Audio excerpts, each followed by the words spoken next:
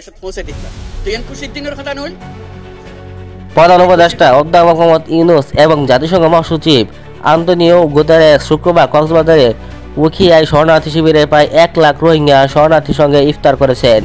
এ সময় রোহিঙ্গা শরণার্থীদের উদ্দেশ্যে অধ্যাপক মোহাম্মদ ইউনূস চট্টগ্রামে আঞ্চলিক ভাষা প্রধান উপদেষ্টা ডক্টর মোহাম্মদ ইউনূস শরণার্থীদের উদ্দেশ্য করে বলেন, আপনারা ফিরে যেতে চান, এই খবরটা সবাইকে দিন, দুনিয়ার মানুষকে এই কথা বুঝতে হবে।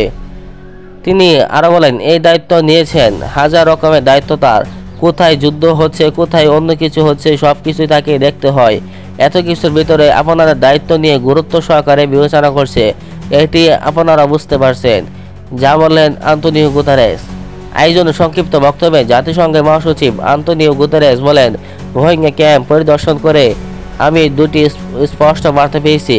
প্রথমত, আশ্রিত রোহিঙ্গারা জনগোষ্ঠী মিয়ানমারে ফিরে যেতে চায়, ফলে আন্তর্জাতিক সম্প্রদায়ের অবশ্যই মিয়ানমারের শান্তিপূর্ণ প্রতিষ্ঠা নিশ্চিত করতে হবে এবং রোহিঙ্গাদের অধিকার নিশ্চিত করে কোনো ধরনের বৈষম্য শিকার তারা যেন না হয় সেদিকে লক্ষ্য রাখতে হবে।